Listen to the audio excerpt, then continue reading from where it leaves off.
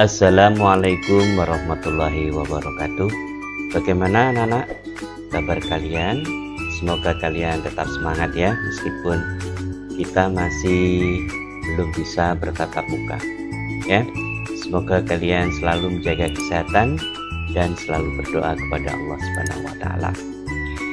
Anak-anak, kali ini kita akan melanjutkan pembelajaran kita, yaitu tema 5 tentang cuaca. Subtema 2, perubahan cuaca. Pembelajaran 1 dan 2. Pembahasan kali ini yaitu tentang kegiatan manusia, manfaat sikap bersatu, membandingkan pecahan, dan gerak tarik. Sebelum pembelajaran ini kita mulai, mari kita awali dengan bacaan basmalah bersama-sama. Bismillahirrahmanirrahim. Baik, kita lanjutkan. Informasi dari teks cuaca dan perubahannya. Ini terdapat pada buku tema 5, yaitu halaman 49 sampai 50. Nah, setelah kita membaca teks tersebut, bisa kita simpulkan sebagai berikut. Yang pertama yaitu cuaca dapat berubah setiap hari. Saat cuaca cerah, matahari bersinar terang sehingga udara menjadi panas. Cuaca berawan terjadi ketika awan berkumpul menutupi sinar matahari. Cuaca mendung pertanda akan segera turun hujan. Sebelum hujan, terkadang udara terasa agak panas. Ini ya yang bisa kita simpulkan dari bacaan tentang cuaca dan perubahannya. Sekarang kita lanjutkan, yaitu kegiatan manusia berdasarkan teks halaman 62 sampai 63. Ini juga terdapat pada buku tema 5, yaitu cuaca dan kehidupan manusia. Sekarang perhatikan. Cuaca cerah. Kegiatannya yaitu yang bisa kalian lakukan: menjemur pakaian, bermain layang-layang, bersepeda. Mungkin ada lagi yang bisa kita lakukan di cuaca cerah, kecuali yang terdapat pada tayangan tersebut. Bagaimana dengan cuaca berawan? Apakah kegiatannya itu sama ya atau berbeda? Ya, bermain layang-layang bisa juga, kemudian bermain sepeda juga bisa, dan bermain lompat tali. Jadi meskipun berawan, kegiatan masih bisa kita lakukan seperti ini. Kemudian cuaca mendung. Nah, apa kegiatannya cuaca mendung kira-kira? Itu bisa menonton film bersama keluarga. Kemudian banyak malah yang suka bermain bola, itu malah justru ketika mendung atau hujan. Nah ini ya. Tapi jangan sampailah kalau nanti di cuaca hujan kita harus bisa menghindari ya. Oke. Kemudian cuaca hujan. Nah, kira-kira kegiatannya apa kalau di cuaca hujan? Yaitu membuat makanan plus minuman. Nah, enak kan? Malah di rumah membuat makanan yang enak-enak, kemudian minuman yang hangat. Kemudian bermain di rumah ya. Dan yang ketiga yaitu mengangkat jemuran. Nah ini kalau musim hujan ya, kalau dijemur di tempat terbuka ya harus diambil jemurannya, diangkat, dimasukkan. Kecuali kalau itu masih berada di dalam rumah jemurannya, ya tidak perlu mengangkat jemuran lagi ya, untuk dijemur di situ aja. Oke.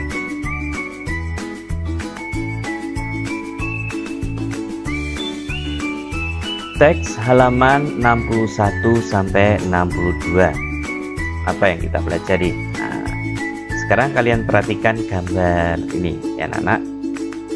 Apa yang dilakukan oleh anak-anak tersebut? Ya.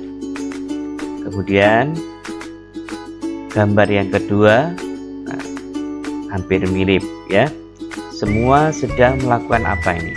Ya, mereka sedang melakukan permainan. Yang satu berada di luar kelas, yang kedua berada di ruang kelas. Nah, dari kegiatan ini bisa kita ambil kesimpulan yaitu tentang sikap bersatu. Nah, apa yang bisa kita lakukan dalam sikap bersatu yaitu merapikan mainan bersama-sama. Manfaatnya kira-kira apa? Yaitu pekerjaan merapikan mainan menjadi lebih ringan dan cepat selesai. Sekarang sikap bersatu menggeser meja dan kursi. Nah, terdapat pada gambar yang kedua itu ya. Nah, apa manfaatnya? Manfaatnya yaitu menggeser meja kursi lebih cepat dan bisa segera bermain. Nah, ini pada gambar kedua, dia melakukan permainan di dalam kelas. Mungkin menggambarkan kalau bermain di dalam kelas ini adalah cuaca sedang hujan. Sedangkan yang gambar pertama ini menandakan cuaca masih cerah, jadi anak-anak masih bisa bermain di luar ruangan. Oke. Sekarang kita bantu Edo. Edo memiliki satu buah melon. Satu buah melon ini dibagi atau dipecah atau diiris-iris menjadi 6 bagian yang sama. Dari 6 bagian yang sama, jika kita ambil satu bagian saja, maka akan memiliki bilangan pecahan yaitu 1/6. Mengapa kok bisa 1/6? Karena dari satu bagian diambil dari 6 bagian yang sama. 1 dari 6 bagian yang sama. Itu penjelasannya. Kemudian kalau kita ambil 3, maka bilangan pecahannya yaitu 3/6. Nah, sekarang itu sudah bisa untuk mengetahui nilai pecahan atau bilangan pecahan. Nah, sekarang Edo membeli lagi satu buah semangka. Satu buah semangka ini diiris-iris menjadi 8 bagian yang sama. Jika dari 8 bagian yang sama kita ambil hanya 2 bagian, maka bilangan pecahannya adalah 2/8. 2 dari 8 bagian yang sama. Jika kita ambil 4, maka bilangan pecahannya adalah 4/8. Ya, 4 dari 8 bagian yang sama. Nah, kalau kita ambil 6, berapa kalau begitu nilai pecahannya atau bilangan pecahannya? 6/8. Kalau dari buah melon, jika kita ambil 5, maka bilangan pecahannya yaitu 5/6. Bagaimana anak-anak? Kalian sudah mengerti atau sudah paham dengan penjelasan Bapak? Oke, kita lanjutkan dulu ya. Tanda perbandingan pecahan yaitu sebagai berikut. Tanda sama dengan, lebih kecil, dan lebih besar. Nah, ketika tanda ini bisa untuk membandingkan sebuah bilangan pecahan. Sekarang kalian perhatikan gambar berikut, yaitu Dayu sedang membawa 2/8 bagian semangka. Kemudian Udin membawa 2/6 bagian semangka. Maka semangka milik Dayu dibandingkan dengan semangka milik Udin, tanda yang tepat adalah ya, tanda lebih kecil, karena semangka Dayu lebih sedikit atau lebih kecil daripada semangka Udin. Sekarang kita perhatikan gambar yang kedua, yaitu Edo memiliki 3/6 bagian semangka. Kemudian Siti juga memiliki 3/8 bagian semangka. Maka tanda yang tepat adalah ya, Edo memiliki semangka lebih besar daripada Siti. Ini tanda yang tepat ya. Oke, kita lanjutkan. Perbandingan potongan melon. Nah, ini tadi kita lihat dulu ya penjelasan ini. Lani mendapatkan 1/8. Beni mendapatkan 1/6. Nah, dari bagian melon yang dipegang Beni, mengapa kok lebih besar? Ya, ingat, 1 bagian dibagi 6 dan 1 bagian dibagi 8, ya toh? Kan kalau dibagi 8 kan semangkanya bagiannya kan lebih kecil. Kalau hanya dibagi 6 anak, semangkanya lebih besar, sehingga menunjukkan 1/6 lebih besar daripada 1/8. Nah, untuk mengetahui menghitungnya, untuk mengetahui lebih besar lebih kecilnya, maka ini ada caranya. Yang pertama ini dilihat ya, cara 1/8 kita preteli dulu ya. Angka 1 di sini disebut sebagai pembilang, 8 disebut sebagai penyebut. Nah, kita mengenal dulu ini ya. 1/8 dibandingkan dengan 1/6. Jadi di dalam milik Beni tadi 1/6 dibanding dengan 1/8. Nah, sekarang kita balik.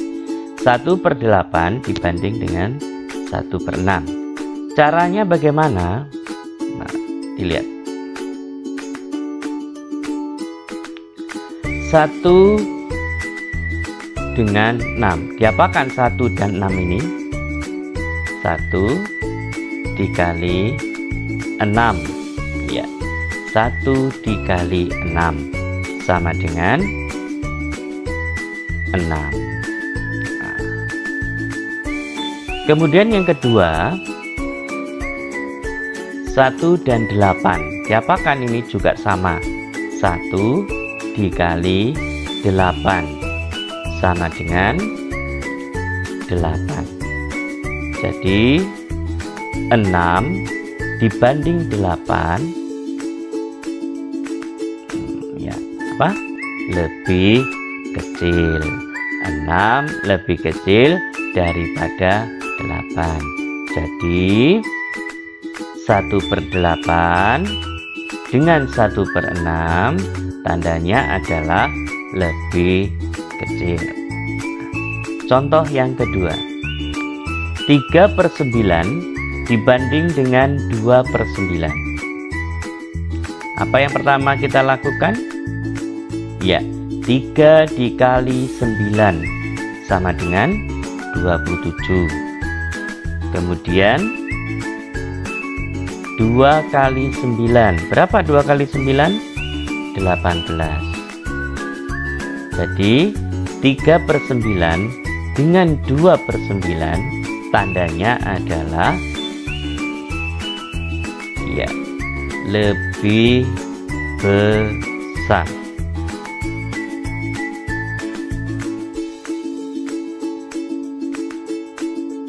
Ya, lebih besar apa lebih kecil? Ya, lebih besar.